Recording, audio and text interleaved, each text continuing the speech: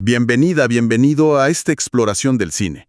Hoy vamos a meternos de lleno en cómo entendemos las películas, usando una mezcla interesante de materiales. Sí, Tenemos reflexiones teóricas de pensadores como Adorno o Althusser, análisis técnicos súper detallados sobre postproducción de Alcover, ajá, muy completo ese. una mirada antropológica a un género específico como la pornografía por Arcán, y bueno, estudios sobre movimientos como la Nouvelle Vague. Exacto. La idea es extraer lo más jugoso, digamos, de todo esto. Eso. Queremos ver cómo se conectan, bueno, la evolución del cine, la tecnología que usa, las historias que cuenta, Su impacto social también. claro, su impacto en la sociedad y, sobre todo, qué nos pasa a nosotros, ¿no? Cuando nos sentamos a ver una película. Bien. ¿Listos? Vamos a ver qué encontramos.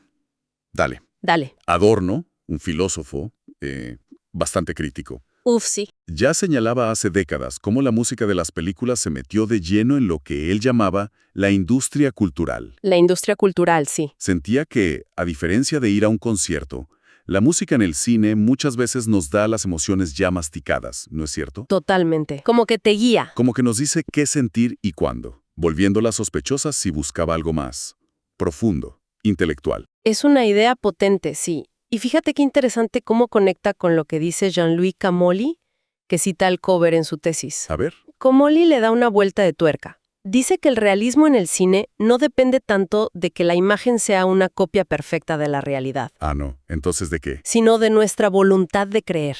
Mira vos. Es como si firmáramos un contrato invisible al entrar a la sala. Sé que esto no es real, pero voy a jugar el juego. O sea, participamos activamente. Exacto, participamos activamente en nuestro propio, digamos, engaño. Oscilamos entre mirar con distancia y dejarnos fascinar. O sea que no somos tan pasivos como a veces se piensa. No somos simples receptores manipulados, Para nada. sino que hay un componente de decisión, de dejarse llevar conscientemente, como cuando Sartre recordaba la magia del cine en su infancia, Justo, sabiendo que era ilusión, pero bueno, disfrutándola igual. justamente. Y eso nos lleva a algo clave que apunta Dod Leandro. No hay una sola manera de entender el cine. Claro, múltiples miradas. Las distintas teorías que existen le hacen preguntas diferentes. Unas se enfocan en la tecnología, otras en la psicología del espectador, otras en la ideología. Y obviamente, Y claro, si haces preguntas distintas, llegas a respuestas distintas. Cada teoría ilumina una parte del cuadro, pero ninguna tiene la foto completa, ¿se entiende? se entiende perfecto. Hablando de tecnología, ahí sí que hemos visto un cambio brutal. Uf, sí. El salto de lo analógico a lo digital, en la postproducción. Antonio Lara, citado por Alcover, decía que en la era analógica había una falsa sensación de estabilidad. Es buena esa frase, falsa sensación de estabilidad. Sí, entre los años 30 y 80, las herramientas como las moviolas o las sincronizadoras se perfeccionaron un montón, pero no fue una revolución como la que vino después, ¿no? Era más bien refinar el oficio, claro. La verdadera sacudida llegó con la edición digital no lineal, lo que hoy usamos, bueno, todos los días. ¿Centenele? Exacto. Alcover marca varios puntos clave de este cambio. Primero, se mezclan más las etapas. Como que se mezclan. Ya no está tan separada la preproducción, el rodaje y la post. Se solapan mucho más. Entiendo. Segundo, el acceso es inmediato a cualquier parte del material. Adiós al rebobinado eterno. Qué alivio eso, ¿no? Total.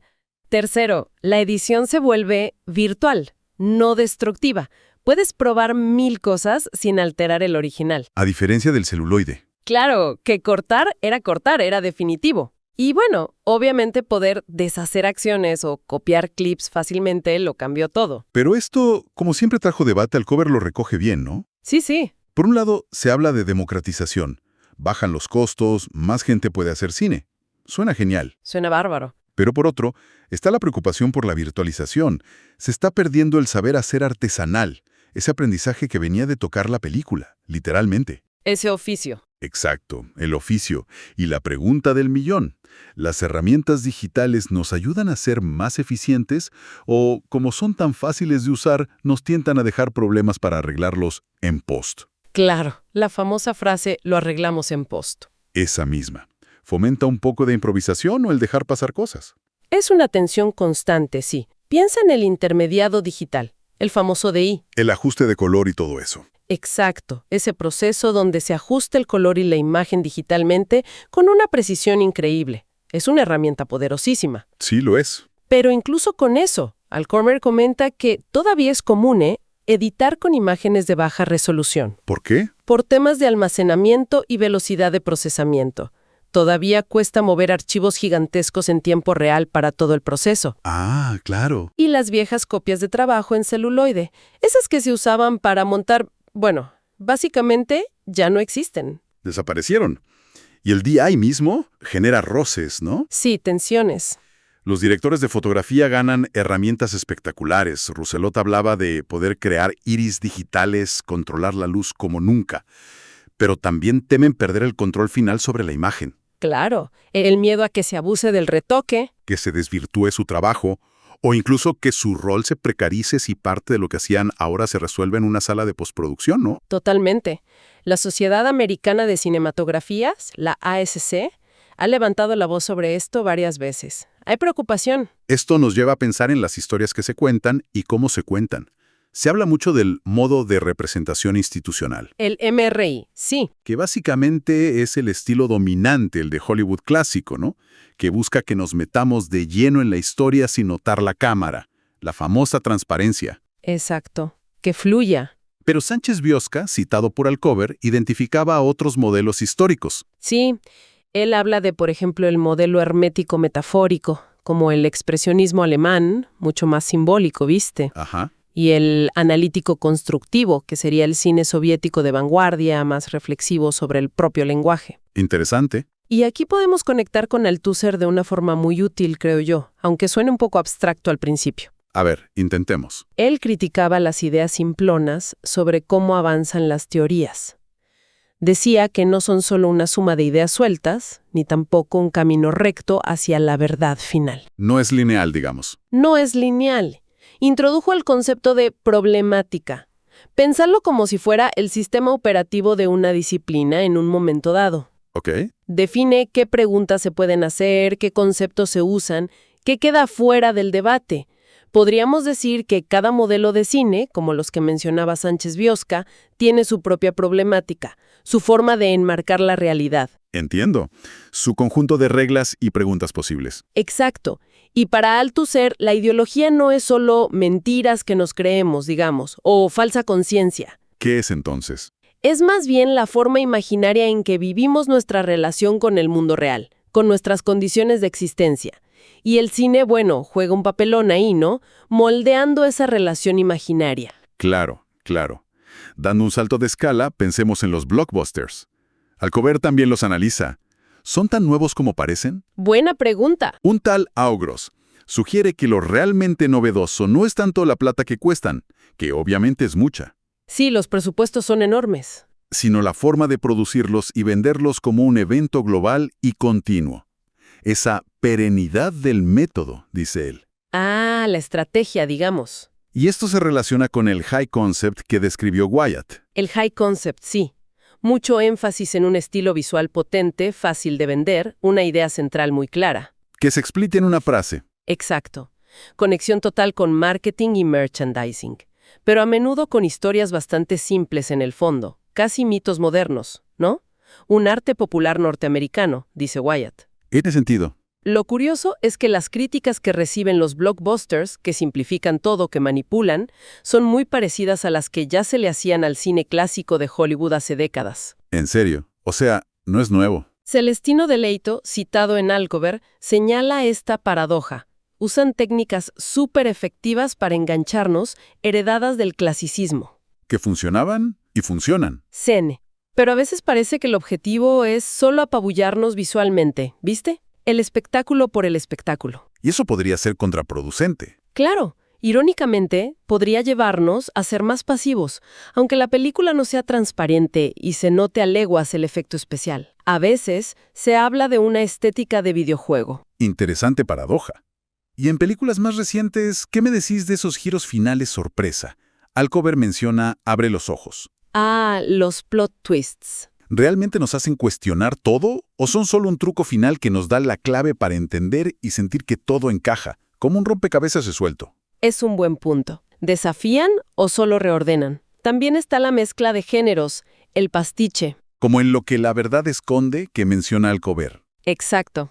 Películas que juegan mucho con referencias a otras películas, con la intertextualidad. Es una característica muy posmoderna. Totalmente. Y si pensamos en movimientos que intentaron justamente romper moldes. Arnaud Villarreau nos recuerda la Nouvelle Vague francesa. Los popes, Godard, Truffaut. Esos mismos. Villarreau dice que más que un estilo único, fue un método. Un método. Sí, usar el montaje, la forma de filmar, la puesta en escena, para cuestionar las narrativas de siempre, las convenciones. Ponerlas en crisis. Exacto. Y cita a Daniel y Deleuze, que vieron ahí un cine enfocado en la relación con el otro, en esa tensión entre el director y sus actores fetiche. Como mencionabas. Godard con Anna Karina o Truffaut con Jean-Pierre Léaud. Explorar esa relación frente a la cámara. Volviendo al cover, él analiza películas que justamente viven en esa tensión entre lo viejo y lo nuevo, lo analógico y lo digital. Por ejemplo, ¿recordás La inglesa y el duque de Romer? Claro, un caso fascinante. Romer, un director de la Nouvelle Vague, usó la tecnología digital más avanzada de su momento para crear un efecto antiguo. ¡Qué loco! ¿Cómo es eso? Quería que pareciera una pintura del siglo XVIII en movimiento, súper teatral, casi como telones pintados, asumiendo los anacronismos conscientemente. Lo digital al servicio de una estética involucionista, como dice Alcover. Increíble. O piensa en Memento de Nolan. Uf, peliculón. Esa estructura narrativa que va para atrás y nos vuelve locos, Te rompe la cabeza. se logró principalmente con técnicas de montaje tradicionales, no tanto con efectos digitales complejos. Totalmente. Demuestra que la complejidad narrativa no necesita sí o sí de la última tecnología digital. La herramienta no hace todo. Exacto. O Dogville de Fontrier. Otro ejemplo fuerte. Con ese escenario vacío, dibujado con tiza en el suelo, súper teatral, brechiano casi. Muy. Lo digital ahí le dio flexibilidad para rodar, para mover la cámara con libertad, quizás, pero la fuerza está en la puesta en escena, en la actuación y en la crítica social brutal que hace. Durísima. Y si nos vamos al extremo opuesto, tecnológicamente hablando, Star Wars, episodio 2 de Lucas. Ah, bueno, el festival digital. Un festival de tecnología digital, efectos por todos lados. Pero en la narrativa de fondo, Sigue siendo bastante clásica en partes. las premoniciones, el montaje alternado entre historias paralelas, los hologramas como forma de comunicación, son recursos bastante clásicos, ¿no? Sí, lo nuevo y lo viejo conviven perfectamente. Es un pastiche también, en cierto modo. Incluso animación hiperrealista como Final Fantasy. Que visualmente es impactante. Sí, 100% digital, busca un realismo extremo, pero a menudo recurre a estructuras narrativas muy conocidas, temas de sueños, espiritualidad, ciencia ficción mezclada con misticismo. Es como si la tecnología ofreciera nuevas herramientas, nuevos pinceles, digamos, Exacto. pero las viejas formas de contar historias y de enganchar al público siguieran muy presentes, muy arraigadas. Exactamente.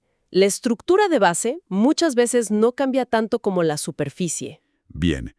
Y hablando de cómo nos relacionamos con lo que vemos y cambiando un poco de tercio, es interesante la mirada de Bernard Arcan sobre la pornografía. Sí, un enfoque distinto, desde la antropología. ¿Qué destaca él principalmente? Bueno, primero algo que parece obvio, pero es clave. Se autoetiqueta sin rodeos. Dice, esto es porno. Promete lo que da, digamos. No hay engaño ahí. No, pero argumenta algo curioso. Dice que sin la tensión de la censura, tiende a volverse repetitiva. ¿Ah, sí? Sí, como que necesita algo más. Por eso a veces busca añadirle contexto, narrativas, aunque sean mínimas, para mantener el interés. Para que no sea solo, bueno, lo explícito. Exacto.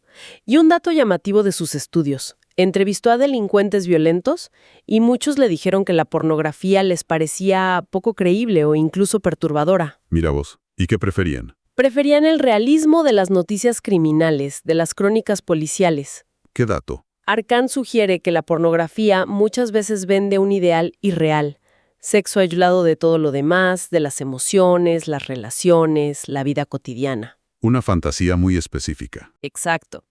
Y funciona, según él, porque conecta con cierto conservadurismo del público que busca justamente esa fantasía aislada y sin complicaciones.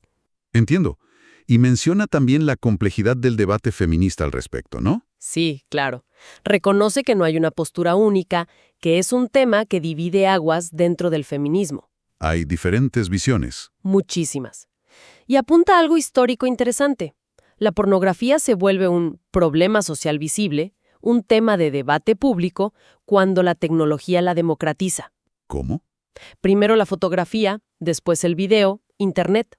La sacan del círculo exclusivo de las élites, donde siempre existió, y la vuelven accesible para todos. Ah, claro. Y esa democratización del acceso es lo que genera nuevas tensiones sociales, nuevos debates. Vaya recorrido hemos hecho, ¿eh? Sí, bastante completo. Empezamos con Adorno y la música como posible manipulación, llegamos a Comolli y nuestra decisión activa de creer en el cine. El pacto del espectador. Pasamos por la revolución digital en la postproducción, con sus pros y sus contras que describe también Alcover. Las tensiones de la tecnología. Vimos cómo cambian las narrativas con los blockbusters o el high concept y cómo películas concretas, desde Romer hasta Lucas, usan la tecnología de formas muy distintas, a veces inesperadas. Exacto, no hay una sola forma de usarla. Y hasta le dimos una mirada antropológica a un fenómeno como la pornografía con Arcand. Si tuviéramos que buscar un hilo conductor en todo esto, ¿cuál dirías que es? Buena pregunta. Quizás esa tensión constante, ¿no?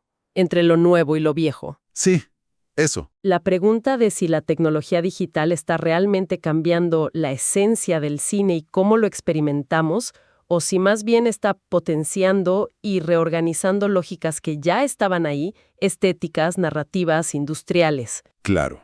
¿Es revolución o es una evolución acelerada de lo mismo? Exacto. Lo que sí queda claro es que el cine sigue siendo un espejo potente de cómo somos y, a la vez, una fuerza que moldea cómo vemos el mundo y a nosotros mismos. Sigue siendo central. Totalmente. Y para quedarnos pensando, Dudley Andrews sugería algo interesante, que la teoría del cine intenta entender una capacidad humana particular, una especie de modo cinemático de ser. Un modo cinemático de ser, me gusta. Con toda esta avalancha de tecnología, de historias que evolucionan, de críticas y de formas tan diversas de ver cine hoy en día, ¿cómo está cambiando ese modo cinemático de ser? Es la gran pregunta, ¿no? Nos volvemos espectadores más fragmentados por tantas pantallas, más inmersos por la tecnología VR o los efectos espectaculares. O quizás más críticos ante el bombardeo constante de imágenes. O a lo mejor, están haciendo algo totalmente nuevo en nuestra relación con las imágenes en movimiento, algo que todavía no terminamos de entender. ¿Quién sabe? Da para seguir pensando, ¿no?